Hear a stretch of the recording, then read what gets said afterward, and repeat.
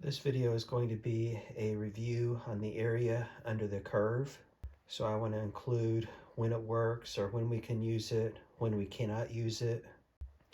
So I just wanted to review this stuff for myself, see if I could pick up any little details that I hadn't noticed before.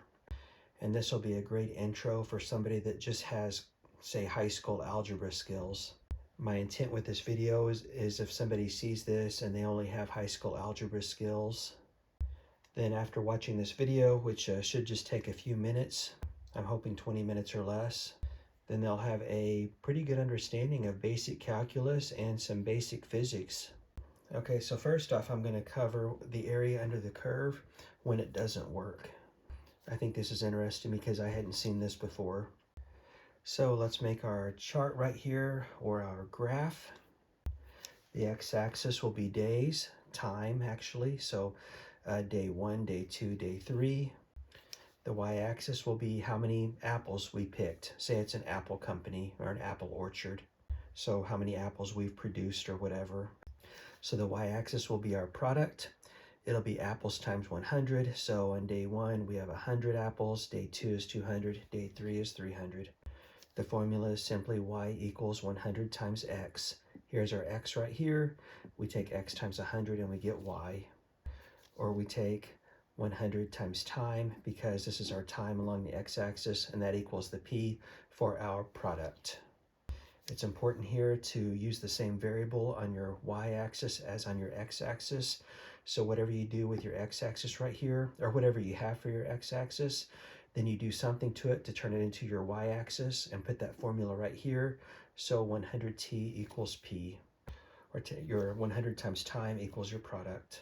This is similar to the formula, distance over time equals velocity, miles per hour, meters per second, or whatever. Then we can bring up our time. We got distance equals velocity times time. So what we have here, instead of distance, we simply have our product. Product divided by time equals our rate, which is our rate of production. So instead of velocity as meters per second, we have our rate of production, which is apples per day. Bring up your time, and you have product equals your rate times your time, which is equivalent to velocity times time equals your distance. Here's a situation, as I said, the area under the curve does not work, because to get this area under the curve, that means we're going to multiply product times days, and that just doesn't make sense. We have a triangle, so the formula for the area of a triangle is 1/2 times base times height equals the area. 1/2 times 3 times 300, there's 3, there's your 300, take 1/2 of that, you'll get 450, and then the units will be apples times days, so you have 450 apple days. And that doesn't make any sense because you can't have an apple day. I was trying to figure out a way to make that work. So say, for example, you could have 10 apples per day for 10 days or something. But even then, that's a division. 10 apples per day, you're still dividing. The reason this doesn't make any sense is because we need to take product over time to get our rate. So for example, 10 apples per day or 100 apples per day. So we're dividing product by time. Here we're multiplying our product times time, and that's why it doesn't make any sense. There's just no formula that can use that I know of. If you want to get the total number of apples here, you simply just have to add them up. So you got 300 plus 200 plus 100.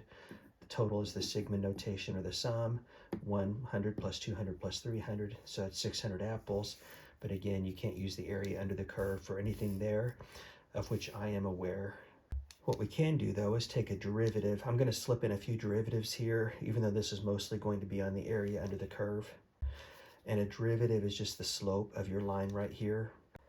This is the same graph right here as over there. I just changed the x-axis to equal time as seconds instead of days, and I changed the y-axis to distance.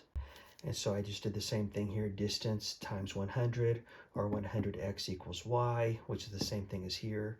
So 1 equals 100, 2 goes to 200, and so on. Notice we have the same time right here, t and t. You have to put your y-axis in terms of x if you want to be able to use this for equations. This just means you take your x-axis, multiply it by 100 to get whatever y equals. And as for your slope form, whatever number is next to your x, that is also your slope, and I'll show that. So the equivalent equation here, or the equation we're going to use actually is just distance over time equals velocity. We divide our distance by our time. That's the same thing as change in y over change in x, which is the same thing as m, which is our slope. So let's take 300 right here. We're going to take 300 minus 0, so it's 300 for our change in y. And then 3 minus 0 for our x. 300 divided by 3 equals 100, which is the same as right there. And that is our lowercase m, which is slope. So what that means is distance divided by time is velocity. Y divided by x is your slope, which is also your velocity. What that means is that is our velocity, 100 meters per second. 300 is our distance, it's in meters. 3 is our time, which is second. Meters per second, you end up with 100 meters per second as your velocity. You can also take a derivative of your distance. D slash dx is just the symbol for derivative of distance to get your velocity. So I write d slash dt because we're dealing with time, because time is on the x-axis and on the y-axis. To take a derivative, you take the exponent on your variable, which is 1. That's t to the first power. Bring that exponent down and multiply it by your coefficient, which is 100. Then you subtract 1 from the exponent, so 1 goes to 0. T to the 0 power is 1. Anything to the 0 power is 1. Thus, we end up with 100, which is the same thing as up there.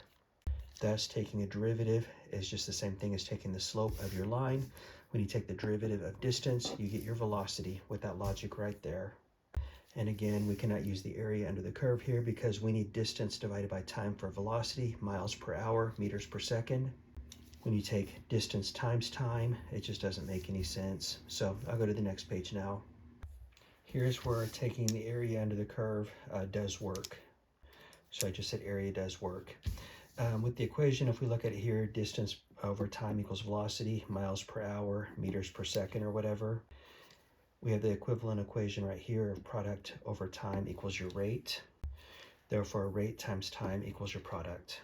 So here's the same graph, but on the y-axis, instead of our product, which is the number of apples, I have the y-axis listed as a rate, which is apples per day. So this is kind of like a velocity. On day 1, we've produced or picked 100 apples per day. On day 2, we picked 200 apples. Day 3 is 300 apples. So our rate of apple picking has increased each day. So if this was a time and distance graph, then that means our velocity is increasing. So product over time equals your rate. That means rate times time equals product. This is the same as velocity times time equals your distance, but instead of distance, we want product. So we take our rate times the time. Our rate here is apples per day. Here's our time. We can multiply those two together to get the area under the curve or area under the line. Multiplying here makes sense because if you think about this, what if every day we picked 300 apples per day? Day 1 was 300 apples per day. Day 2 was 300 apples per day. Day 3 was 300 apples per day.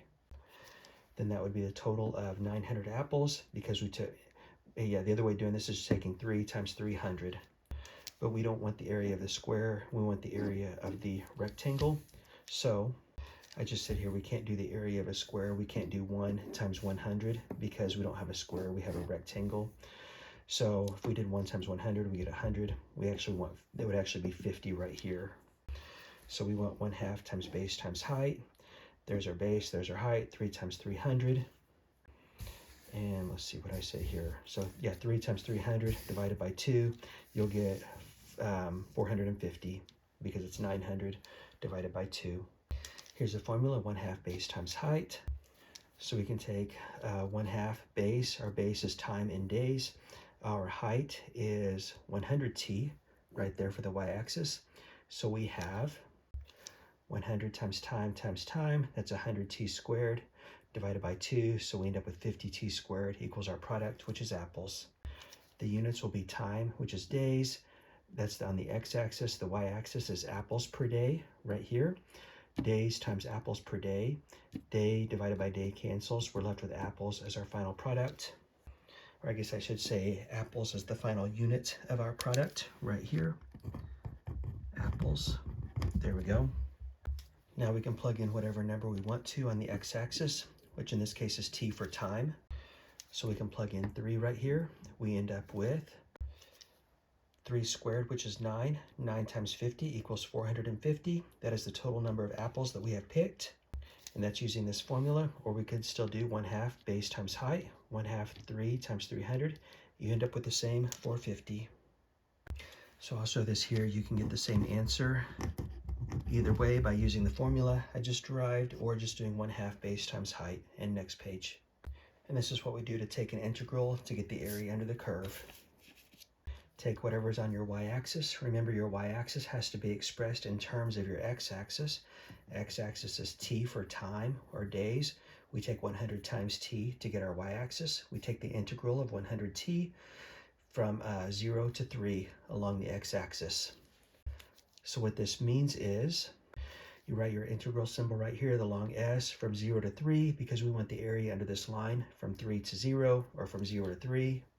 Write down your y value, which is 100t, dt, which means you're taking the integral of just the t right here.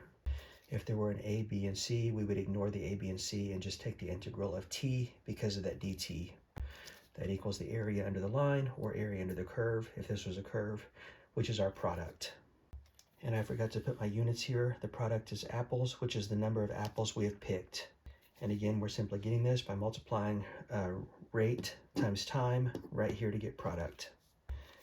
You can pull any number out of the integral here that is not that's not that t, because t is the only thing we're interested in.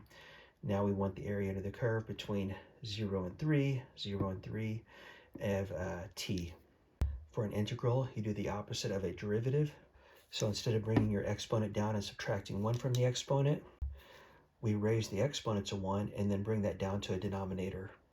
So the exponent of t to the first becomes t to the second, and then bring that 2 down, we end up with 1/2 t squared. The reason this works now is because if we want to take the derivative of this, we bring our 2 down. 2 times 1/2 is 1. We just end up with just t, which reverses it. So integral gives you the area under the curve. A derivative gives you the slope of the curve. At any rate, we have 100 times 1/2 t squared between 0 and 3. This is the same thing as 50 times t squared from 0 to 3. So we take 3 squared minus 0 squared, multiply the whole thing times 50 right here, and we end up with 450. And notice this 50t squared right here on the formula. When we take our integral, that's the same as right here when I took the base times the height, which is 50t squared. It's the same thing. So if you have a straight line, you can either do base times height to get that area, or you can take an integral. I just showed both methods. If this was not a straight line and it was a curve, then you have to take an integral. Okay, next page. This is the exact same graph. I just changed the label, or both labels. So on the x-axis for time, instead of it being days, like apples per day, I have time as in seconds. The y-axis will be velocity. Velocity will be meters per second.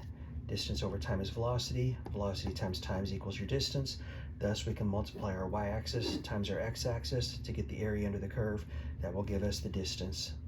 And I just said here, velocity is meters per second times time, which is seconds. Meters per second times seconds. The seconds cancel. You're just left with meters as distance. This is a triangle, so we can also do 1/2 times base times height. And I just realized actually my units are a little bit different here, because instead of this 3 on the y-axis being 300, I just left it as 3 to make it simpler. So 1/2 times base times height, that's 3 times 3, which is 9, times 1/2 is 9 halves, or 4 1/2 is your final answer. If you want to do this as an integral, we simply have time here as the x-axis, and x equals y. So velocity equals time. Whatever's on your x-axis, that also means that's what's on your y-axis. Remember, the y-axis has to be in terms of the x-axis. If you have a t down here, that means you have to have a t up here on the y-axis. Take the integral between 0 and 3 on the x-axis of just your time. And to do an integral, that just means you raise your exponent to 1. So t to the first becomes t to the second. You bring that 2 down, so you end up with 1/2 t to the second. This way, when you take a derivative to reverse this, you bring down the 2, you just end up with just t, which puts you right back to where you started. So we take 1/2 t squared from 0 to 3, so insert your 3 here. 3 squared is 9, 9 divided by 2 is 4 1/2. minus 0 squared times 1/2, which is just 0. So 4.5 is our final answer, whether you want to do an integral or take 1/2 times base times height. And remember again, the logic, the reason this works is because we can do velocity times time. We're doing velocity times time. We're not doing distance times time. Now here, since we have a curve, that means we have to do an integral. We cannot just use geometry and take 1/2 times base times height. This is actually the same labeling here, time in seconds, first, second, third second. Our velocity will actually be t squared because again, I wrote same here. Your y-axis has to be set in terms of your x-axis. X-axis is time, so the y-axis will be time squared in this case. So at our first second, our velocity will be 1 meter per second. At our second second, our velocity will be 4.